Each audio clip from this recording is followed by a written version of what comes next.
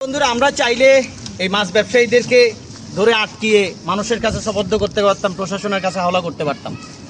আমরা চেয়ারম্যানের নেতৃত্বে, মীর হোসেন চেয়ারম্যানের নেতৃত্বে, যিনি বর্তমানে কনকাপতি ইউনিয়নের দায়িত্বে আছেন, এই চেয়ারম্যানের নেতৃত্বে আমরা এই মাছগুলোকে এখন নষ্ট করে ফেলবো। একটা বার্তা দিতে চাই, প্লিজ, যারা হয়তো জানেন না, অনেকে এই বার্তা থেকে, এই খবর 14 গ্রামের এই ভিডিও থেকে আপনারা বার্তা নিতে পারেন।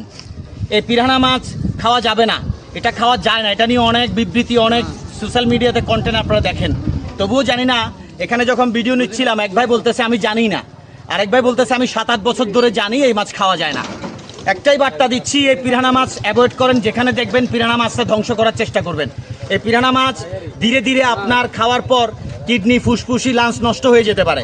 তাই আজকে চেয়ারম্যানের নেতৃত্বে আমরা অকটেন এনেছি, এই মাছগুলোকে আমরা ধ্বংস করব। এখানে আমরা এই মুহূর্তে 14 গ্রামে আসা নাঙ্গলকোটের বিভিন্ন ব্যবসায়ীদেরকে আঙ্গুল ছুটতে চাই। ভাই, আপনি সচেতন হলে কেউ আপনাকে আঙ্গুল দেখাতে পারবে না। আপনি আপনার জায়গা থেকে সচেতন হন। কি মাছটা 14 গ্রামের প্রত্যন্ত গ্রাম অঞ্চলে পাঠাচ্ছেন সেটা আপনার দেখার বিষয়। পিরানা মাছকে রূপচাঁদা বলে চালিয়েছেন, রূপচাঁদা বলে খাওয়াচ্ছেন এই 14 গ্রামের মানুষজনকে। সচেতন হন, নচেত আরও কঠিন ব্যবস্থা নেব আমরা ইনশাল্লাহ। আমাদের ফ্রেমে আমরা দেখছেন এই মাছগুলোকে আমরা এখন ধ্বংস করব।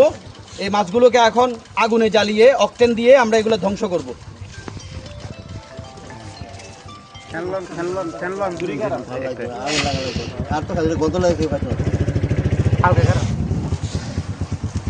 আমরা এই মাছটা এখন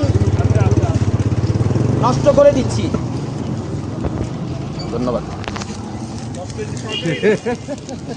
এই মাছটা আসলে খাওয়া যাবে না, এটাই আপনাদেরকে বলার ছিল।